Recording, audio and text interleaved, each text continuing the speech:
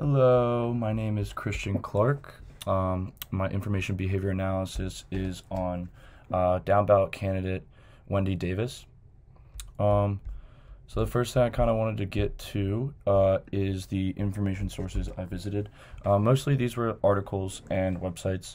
I included one YouTube video where I talked about or I investigated her filibuster on the Texas Senate floor, which I'll get to later. And I included her campaign page where she communicates a little bit more about like her personal life and the platform she's running on for Texas 21st District. So my ideas, inspiration, I chose Wendy firstly because she's said to be within a point of an incumbent Republican Governor Chip Roy to represent Texas 21st Congressional District. I didn't want to pick anyone that was not going to be very close, like a close ballot. Interesting enough, it was in Texas. So I chose Wendy as a down ballot candidate for my information behavior analysis. Because I really enjoyed her message and the platform which she's running on. As a child, Wendy's family struggled financially, and she lacked a stable environment to grow up in, which I can kind of relate to in some ways. To see someone basically come from nothing to running for a congressional seats, pretty uplifting, inspiring. She moved to further expand on like her unstable life. She moved to Fort Worth, Texas when she was 10. Her father divorced her mother when she was 13, and both parents kind of struggled to earn an income, and her mother had to actually support 4 children while working low-paying jobs. She actually had a kid at the age of 19 and separated from her boyfriend then too.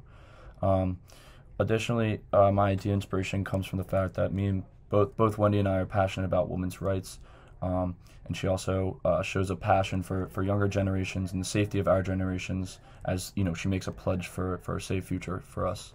To kind of expand more on the women's rights, she has voiced in the past with her 13-hour filibuster on the Texas Senate floor. She basically led the whole charge in blocking the passage of a strict abortion law in Texas. She's an LGBTQ advocate.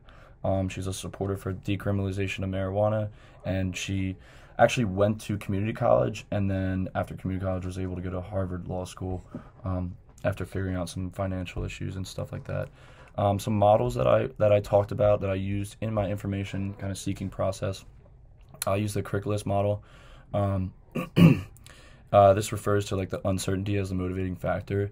And the information retrieval process consisted of me using my prior knowledge, but also the knowledge that I wanted to gain about her. And I used that, the curriculum model as a basis for that, the uncertainty, using that as my motivation. I was also able to reference files, articles, and, like I said, my own prior knowledge and observations in politics. I also used the berry picking model through Wikipedia. I found kind of, all relevant information to my information search about her, kind of basics, and then until that was exhausted and I needed to revisit other sources for reference, I used Wikipedia. Some more info, kind of analysis of my information gathering. Web pages and articles were definitely helpful. The YouTube video linking the filibuster helped me learn a lot more about Wendy's motives and her roles in politics to date, and kind of seeing her in action on the Senate floor was very inspiring to me. Wikipedia was very helpful in that I learned the basics about Wendy, but I was able to go to more in depth about her personal life and reference more historical facts through that big Wikipedia page. I'm going to continue on the information gathering analysis. Some of the barriers that I experienced, we were just basically trying to find nonpartisan, non-biased websites or news sources. I tried to stay away from those, so I didn't want to cloud any opinions and stuff, and I kind of wanted to use my own, more of a neutral ground for that. There wasn't a lot of objective information, so that kind of made it hard. There wasn't like numbers, graphs, and not much like interpretable data that I could include unless I picked my own topic. Am I satisfied? I'm pretty satisfied with my information search. Just because if I want to know all about the only thing is, if I want to know all about Wendy, I would have to indulge into hours worth of content.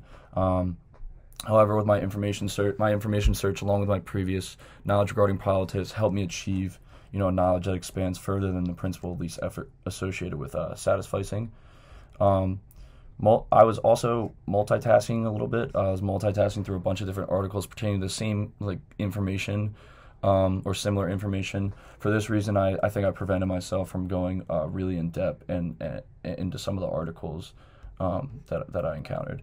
So the advantages of this, information retrieval was relatively easy, and everything I needed was found only in a few couple searches. It wasn't me, spending time Googling for a long time.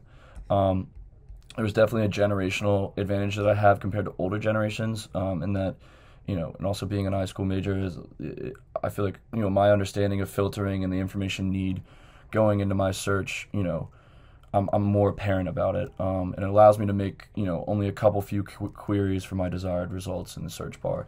And I had one disadvantage that I think could have propelled me further in my information seeking, in that I could have studied the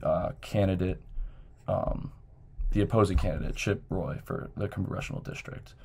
That is my presentation, and thank you very much.